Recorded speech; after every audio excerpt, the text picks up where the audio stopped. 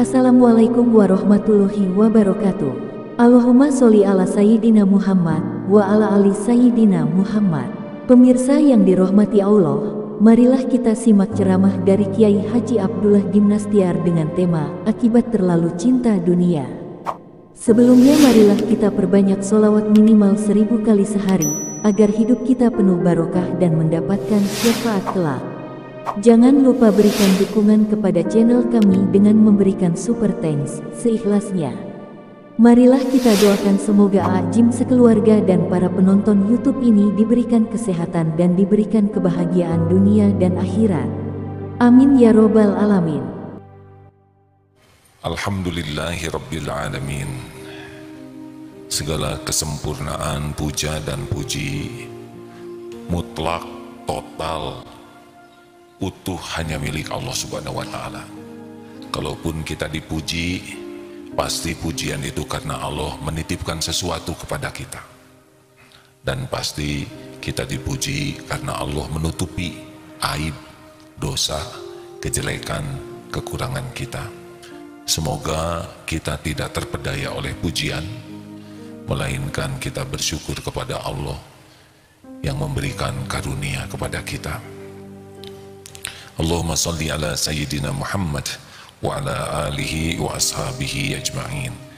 Kitab Al-Hikam 279 280. Silakan Ustaz.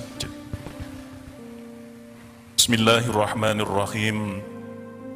Wa innahu la budda li bina'i hadzal wujudi an tanhadima da'aimuhu wa an tuslaba qaraimuhu. Dan bahwasanya bangunan alam ini pasti rusak binasa sendi-sendinya dan lenyap semua kesenangan barang berharganya. Wal aqilu man kana bima huwa abqa afrahu minhu bima huwa yafna qad asyraqa nuruhu wa dhaharat tabashiruhu. Maka orang yang sempurna akalnya ialah yang lebih suka ataupun gemar pada apa yang kekal daripada yang rusak lenyap, karena telah terang nur hatinya dan tampak tanda-tanda bukti nur itu dengan seri mukanya. Hadirin, pencipta kita Allah Subhanahu wa Ta'ala, pencipta, pemilik, penguasa segala-galanya. Kita hanya salah satu ciptaannya. Hanya saja jin dan manusia punya kekhususan dibanding binatang, pohon, alam lainnya. Wa ma khalaqtul jinna wal insa illa liya'budun. Kita diciptakan oleh Allah untuk mengabdi kepada Allah. Begini, ini mikrofon diciptakan oleh manusia untuk melayani kepentingan manusia, benar?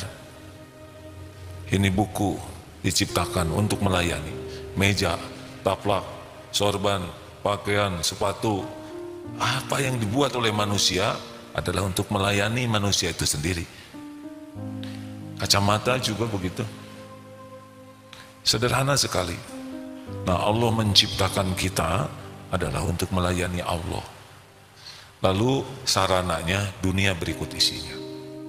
Jadi dunia ini adalah huwallazi khalaqalakum ma fil ardi jami'a. Ini dunia ini untuk melayani kita dalam rangka mengabdi ke Allah. Jadi sederhana, Allah pencipta kita, kita hambanya, dunia pelayan kita. Kalau ini posisinya bahagia, mulia, selamat. Kebanyakan pindah, hijrahnya bukan hijrah positif, turun jadi pelayan dunia, pelayan uang, pelayan jabatan, pelayan kedudukan. Jadi dia melakukan apapun justru untuk melayani dunia ini, padahal dunia itu pelayan kita. Kebayang tidak rendahnya hadirin? Kita jadi budaknya pelayan.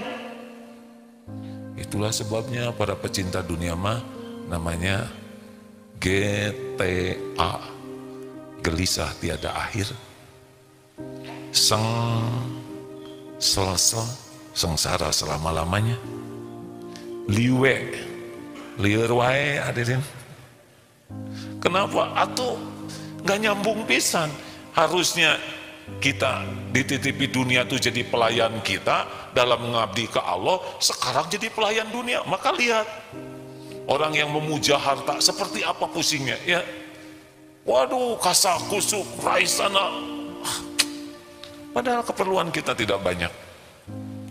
Menarik sekali, kemarin dapat kiriman tayangan YouTube ringkas tentang seseorang yang nempelkan uang dolar di pakaiannya pakai plester. Beliau jalan di jalan umum dengan membawa pengumuman, silahkan ambil uang bagi yang memerlukannya. Uang ini macam-macam, ada yang $1, $5, $10, sebagainya lah. Yang pertama datang yang berjas berdasi, ambil. Penampilannya mampu. Datang lagi perempuan, waduh lebih banyak lagi. Itu kamera tersembunyi ya, banyak. Lalu karena tasnya tas, saya tidak boleh nyebut merek. Pokoknya merek mahal lah, nama mereknya tidak boleh disebutin ya. Ini saya tahu mahal, ini bisa puluhan ratusan juta. Ditanya oleh yang punya pakaian itu, yang punya uang, itu tasnya bagus ya, ini tas ori. Untuk apa uang? Ya saya ada keperluan, nanti sore saya ada janji. Sambil sibuk ngambilin, dan banyak, hampir tinggal separuh itu.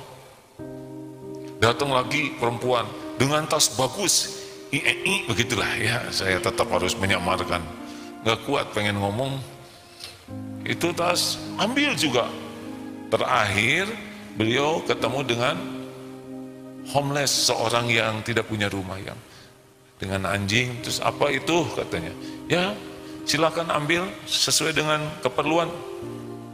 Oh, saya ambil 2 saja ya. Diambil 2. Ini cukup untuk makan saya hari ini. Oh, kenapa saudara tidak ambil lainnya untuk besok, lusa? Oh, mungkin nanti banyak orang yang perlu. Masya Allah. Memang makin kaya kalau kurang iman, makin tamak, makin serakah. Seperti minum air laut, tabiat dunia itu begitu. Makin diminum makin haus. Maaf kalau Bapak lihat koruptor-koruptor yang ditangkap itu miskin gitu, enggak apa. Udah punya tanah di mana-mana, rumah, terus saja. Karena batinnya sangat miskin. Pengalaman pribadi Pak, suatu saat tertitipi paket untuk saudara kita yang tunanetra. Dikirim ke rumahnya 2 paket. Beliau bertanya, kenapa ini 2A? Ya siapa tahu diperlukan. Jangan A, 1 juga cukup.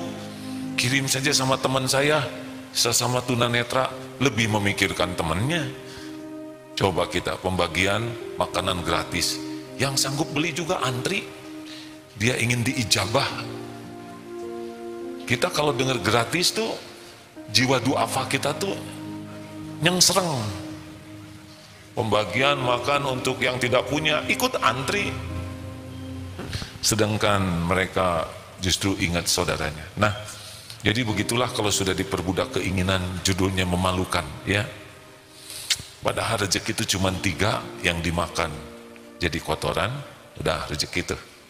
Yang dipakai jadi usang, rezeki itu.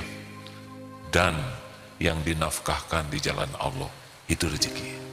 Selebihnya gak ada apa-apanya. Tabungan gak ada apa-apanya sama sekali. Lihat tidak, megang juga tidak, make juga tidak. Hanya catatan, itu juga disembunyikan karena takut ketahuan ya. Saya ingat cerita koruptor mantan ketua, saya nggak nyebutkan ketua apa ya, pokoknya mahkamah titik-titik. Itu tanda tanya ujungnya hadirnya. Katanya hasil korupsinya itu disembunyikan di tembok Pak. Dia ada tembok berlubang, uangnya dimasukkan, terus ditembok lagi. Jadi dia lihat tembok katanya.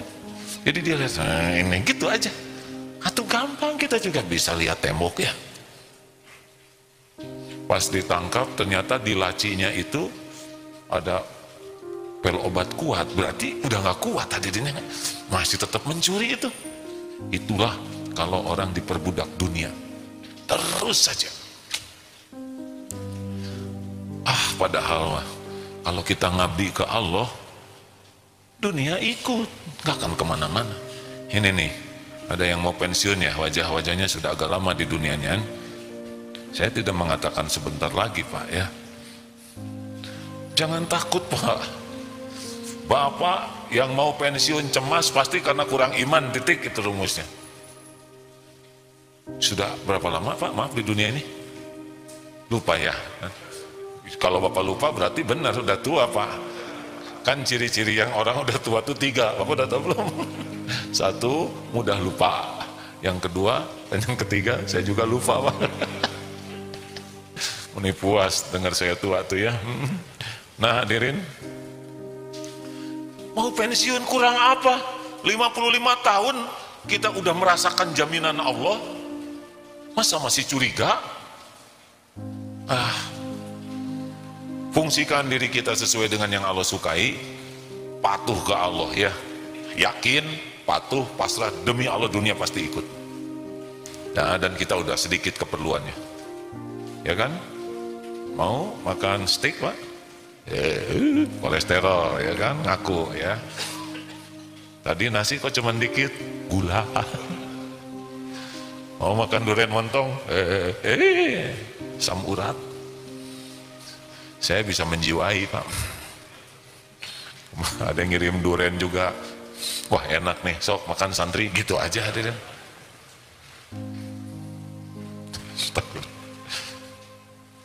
Suatu saat diundang ceramah di Medan, ada toko Raja Duren.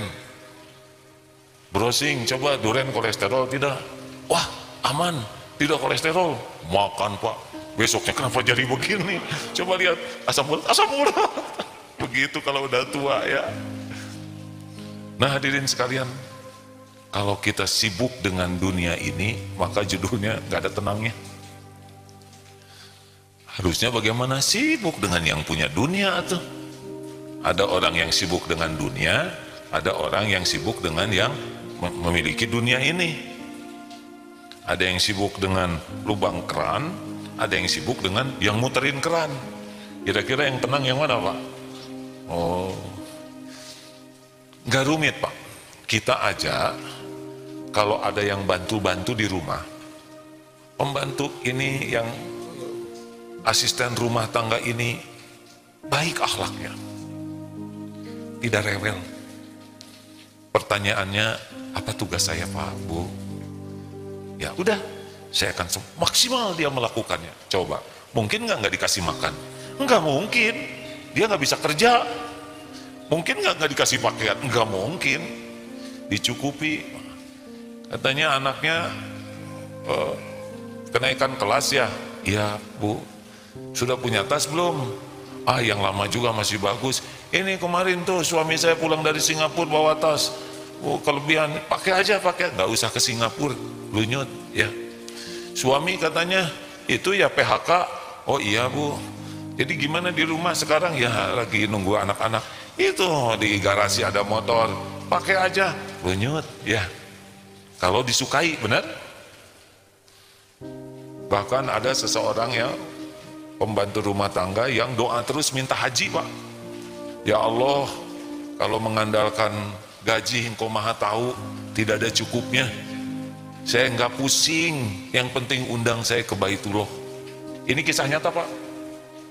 Apa yang terjadi? Ini zaman sebelum haji susah seperti sekarang. Dulu daftar berangkat. Nah ini suami istri ini, majikannya ini sudah daftar ONH Plus zaman dulu Pak. Qadarullah, istrinya keseleo, jadi tidak bisa jalan sendiri, harus dipapah. Dipapah suaminya nggak kuat, dipapah pembantunya. Daftar ONH Plus Pak. Jangan ngarep-ngarep atasan keseleo hadirin ya. Jangan, waduh siapa yang harus keseleo nih? Mudah bagi Allah ya. Si ibu senang karena ada yang bantu. Bibi lebih senang lagi ya, karena bisa haji plus lagi hadirin.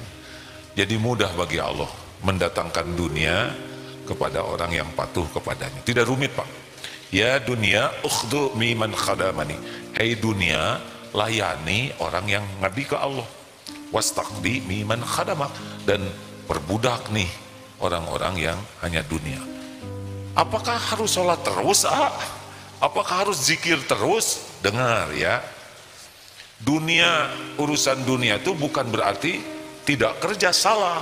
Sholat juga bisa urusan duniawi itu, kalau niatnya dipuji orang sebagai ahli sholat. Menghafal Quran, walaupun hafal 30 juz itu duniawi tuh, kalau niatnya hanya untuk dikagumi orang. Kenapa saudara ngapal Quran? Gini ya, saya itu kan tertarik sama seorang akhwat. Bukan saya yang ini ya, ini cerita yang itu. Ini bisa fitnah nih, tolong jangan disebar ya. Kata si dia ya, saya ini tertarik, tapi syarat kata calon mertua harus hafal Quran. Jadi kepaksa saya ngapalin, itu udah duniawi tuh. Padahal sholat, saum, jihad fisabilillah tidak diterima.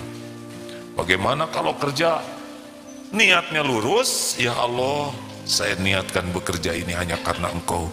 Semoga menjadi jalan tanggung jawab saya kepada keluarga.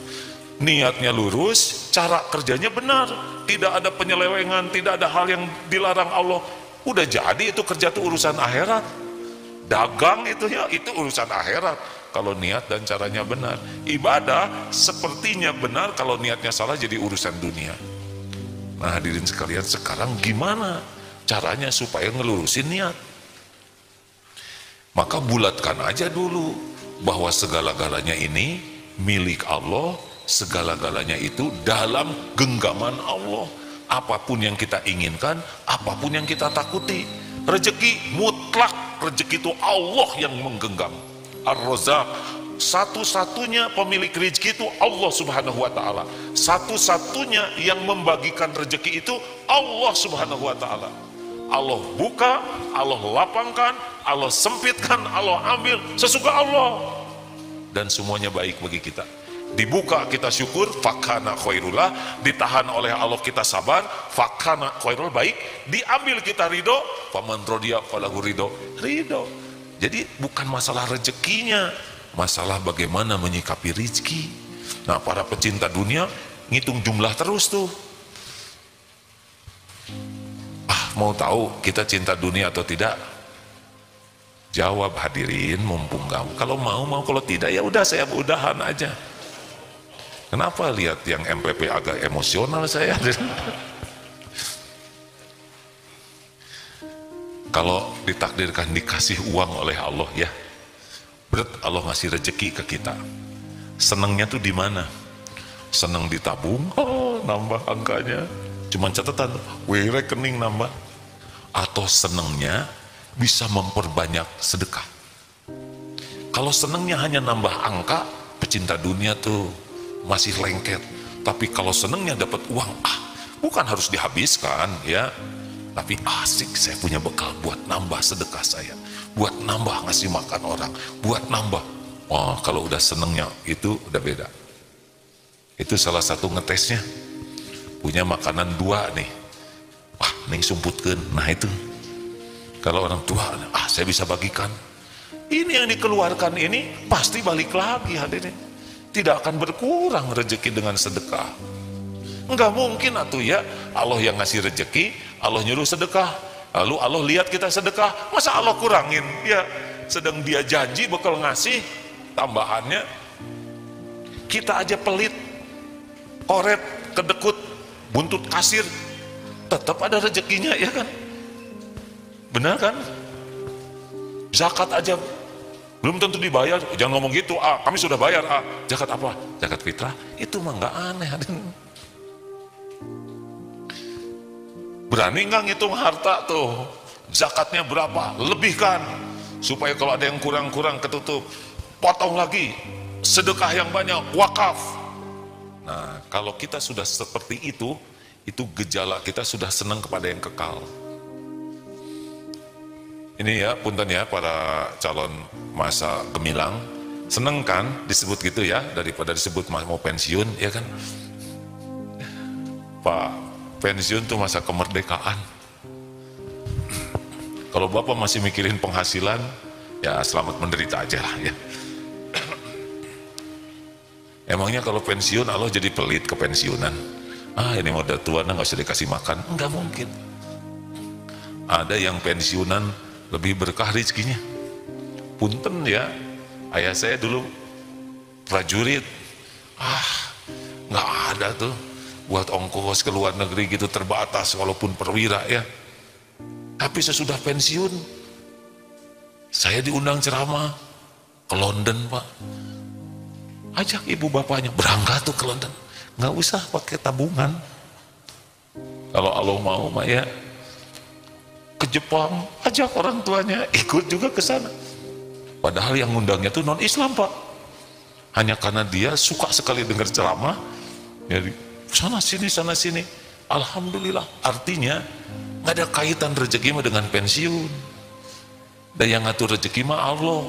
Mau pensiun mau nggak pensiun juga. Kelihatan lebih tenang Pak, wajahnya lebih cerah ya. Ya lebih jernih Pak. Ini baru pembukaan Pak. Pulang dari sini Bapak mau pensiun dini loh ya. Tenanglah hadirin. Gus, ini sahabat saya Agus nih ya. Kita ketemu di mana Gus waktu itu? Di Tol Pasteur nih. Saya lihat Agus susah jalan ya. Kemudian parkirnya juga susah ya, manggil nyebut stopnya juga susah ya Gus ya. Gimana dong bisa berhenti? Kerasa ya, tuk gitu ya. Ya. Berapa tahun hidup di dunia Gus? 31 tahun ya. Berjalan susah ya. Makan terus Gus? Makan terus? Alhamdulillah. Sudah punya istri? Sudah. Udah jangan emosi yang belum punya. Ada. Yang ngebagikan rezeki mah Allah. Yang bikin badan Agus begini juga Allah. Nggak masuk di akal Allah mendesain seperti ini, kemudian Allah nggak ngasih rezekinya. Nggak masuk di akal, benar? Nggak tanggung jawab berarti Allah. Ada lagi sahabat saya atau lebih berat lagi ya, nggak bisa jalan. Sekarang duduk juga jatuh ke depan, giginya sudah agak habis, seumur dengan saya. Dulu atau kalau pengajian ke sini Pak, di sini tuh saya hafal betul. Dipangku oleh abang beca, ada yang mau mangkunya. Memberhentikan taksi, alhamdulillah. Sekarang anak atau berapa? 2 ya? 2. Loh, bagaimana? Udah nggak usah dipikirkan ya. Nikah, Allah balikan hati sekarang atau diurus oleh istrinya dan anak-anaknya. Maha adil Allah ya. Mustahil Allah menciptakan hambanya dalam keadaan demikian, kemudian Allah tidak ngasih rezekinya. Ini mustahil, tidak mungkin. Satu lagi saudara saya, siapa? Oges ya. Oges lebih berat lagi dari Ato. Semoga Allah menyayangi sahabat-sahabat ini. Alhamdulillah saya senang sekali berteman dengan tanda-tanda kebesaran Allah seperti sahabat-sahabat, karena Oges itu betul-betul gak bisa bergerak Pak, hanya dibalikan begini, sini sudah mati rasa. Sekarang sudah punya anak. Bingung. Jadi pada waktu reuni ketemu dengan teman SMA-nya, dan itu keponakan saya Pak, mungkin CLBK atau apalah ya istilahnya, nikah. Dan ini saudara saya ini sudah punya anak, suaminya wafat. Sekarang Oges diurus oleh istrinya, dan ada seorang hamba Allah juga yang niat berkhidmat. Allah menjamin ya. Makanya jangan suka lihat-lihat yang belum ada aja. Aduh ini nanti gimana biaya anak, udahlah, ada anak juga ada rezekinya. Orang tua bapak juga dulu nggak kepikir rezeki bapak, benar? Iya kan? Dan anak juga, kalau bapaknya banyak uang, mungkin agak nggak mau bapaknya panjang umur ya Pak ya. Mungkin, wah kapan bagi warisnya atau ya, silakan atau dipercepat. Hadirin, jangan pernah ragu. Kita sibuk dengan yang memiliki segala-galanya. Hati mah sibuk dengan Allah terus. Ini karena kita sudah sama-sama senior ya Pak. Tapi saya lebih tua, saya 60 Pak ya, jangan main-main ya. Dulu ini kan sudah 20 tahun lebih nih Pak, program MPP ini. Dulu saya lihat yang ikut program ini tua-tua Pak. ini nih aki-aki nih, nenek-nenek. Lama-lama jadi deket umurnya. Sampai satu masa 5 tahun yang lalu seumur dengan saya yang pelatihan. Sekarang adik-adik semuanya. Adik-adik nih ya. Dek ya tenang ya. Jangan gugup, kakak sudah pensiun lama. Kakak lebih bahagia ya deh. Baru kali ini pengajian hari Kamis sore ceria gini ya. Ini pengajian serius loh Pak. Ini kita berat Pak. Lihat pensiunan ini jadi ringan. Tenang saja ya. Mau tahu caranya supaya kita yakin dengan janji jaminan Allah? Satu, banyak tafakuri apa yang sudah Allah berikan kepada kita sepanjang hidup ini.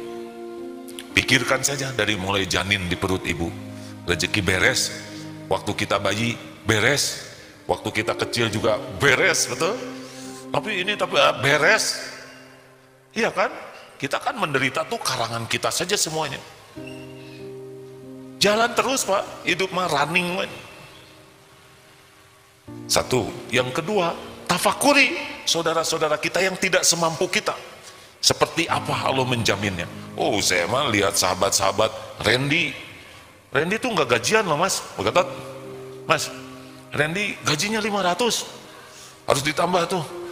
Jadi saya juga heran tiap lihat Henry apa?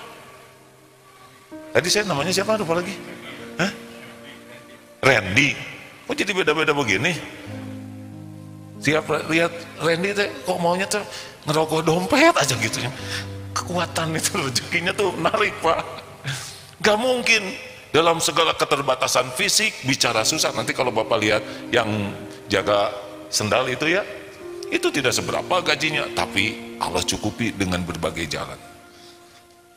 Oleh karena itu tafakuri hamba-hamba Allah, manusia yang sama seperti kita tapi lebih sulit. Kalau mau lagi tafakuri, udah hewan tafakuri. Ingat waktu kemarau Pak, suatu saat kemarau panjang, kuda di stable kita itu kekurangan rumput. Aduh, sampai nyari beli dari Lembang, dari Ciater untuk kasih makan kuda. Sampai ceramah juga Pak, kalau ceramah di desa-desa teh, cik itu atuh ngarit ya. Ai mobil mah bagus, di belakang karung Pak, karung rumput. Saya pikir, aduh si kuda, dia enak lah cengar-cengir di kandang, kami ngarit kemana-mana. Habis kuda mau kemana nyari rumputnya, ya kan? Manusia digerakkan oleh Allah.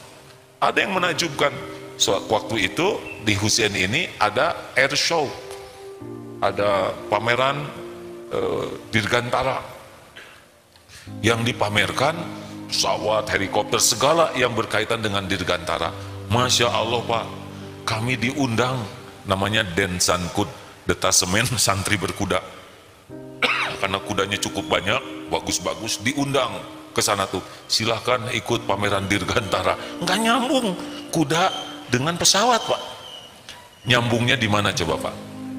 Nyambungnya rumput di lapangan terbang banyak.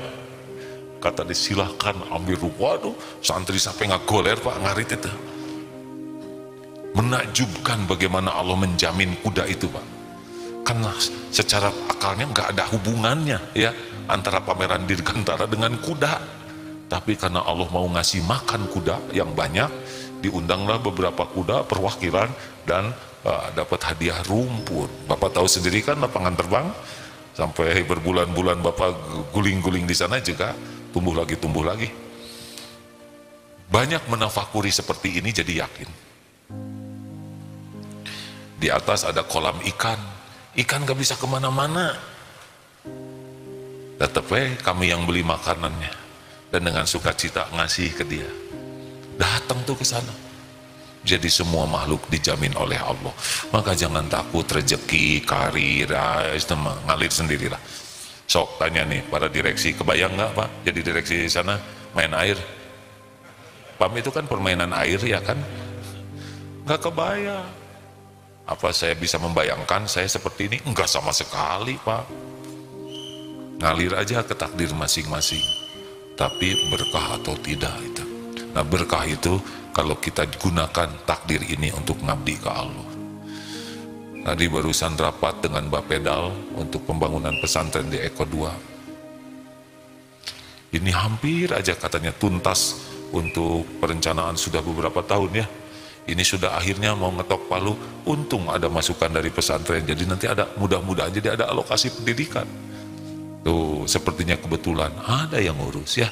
Saya kan gak ngerti bapedal, tapi Allah atur semuanya. Makanya terus beliau mengatakan, ini kalau bangunan di daerah begini, ini bakal mahal di fondasi. Saya sih nggak gentar Pak. Pertama belum bangunnya ya. Masa belum bangun udah gentar? Yang kedua belum tahu harus berapa keluar biayanya. Tapi yang ketiga yang paling penting, yang ngebiayainnya pasti Allah, pemilik langit dan bumi. Nih bukti nih, masjid ini punten ya. Itu kan dulu di sana Pak masjidnya. Terus alhamdulillah ada tanah yang bisa dibeli di sini jadikan tanah wakaf juga. Mau membangun ini, pengalaman dulu ngirit tuh.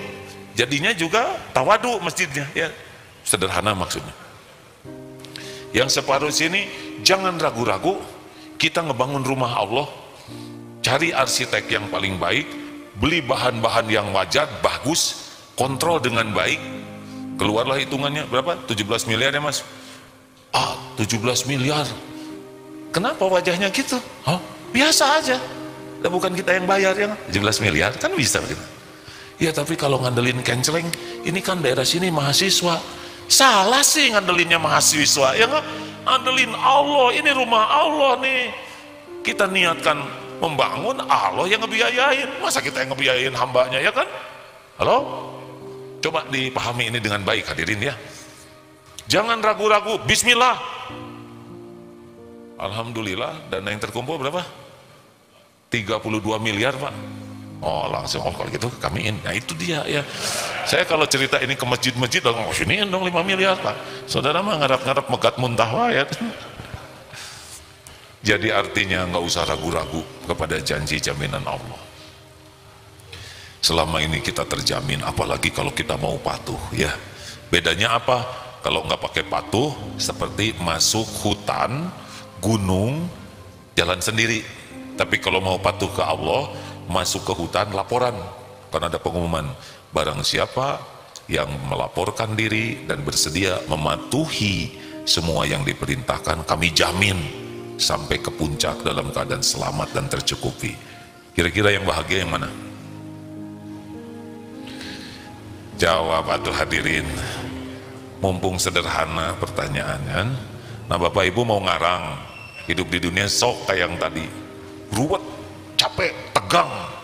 Tapi kalau yang memasrahkan diri ke pemilik hutan, mau bawa barang banyak. Kata pemilik hutan, kenapa itu bawa karung beras, persediaan makanan? Gak usah, nanti di jalan banyak makanan, bawa secukupnya saja. Ada, saya tunjukin nanti makanan yang bisa enak, halal, fresh. Gak bawa capek. Itu kenapa bawa galon di leher 2, persediaan air. Turunkan, nanti ada mata air yang jernih di sana. Kenapa itu bawa golok, bawa senjata macam-macam, keamanan? Tenang, cukup bawa pisau lipat weh. Saya tahu semua binatang di hutan ini, nanti saya kasih tahu cara ngatasinya. Beres. Halo? Tuh dengernya aja, udah Pak, udah kelihatan udah lulus nih, bisa segera dipensiunkan. Terima kasih hadirin sekalian. Sudah lama tidak lihat pelatihan di sini, setahun setengah lebih ya. Biasanya sering lihat wajah-wajah kemerungsung seperti ini awalnya ya, tapi sesudah selesai mah cerah. Mudah-mudahan kita lebih yakin dengan apa yang dijanjikan dan dijamin Allah daripada apa yang ada dalam genggaman kita. Ijhad fid dunya, zuhudlah terhadap dunia, yuhibbukallah, niscaya Allah akan mencintaimu. Ijhad fima indan nas, dan zuhudlah dengan apa yang di tangan manusia, niscaya manusia akan mencintaimu. Demikian sabda Rasulullah SAW. Semoga kita semua menjadi orang yang hak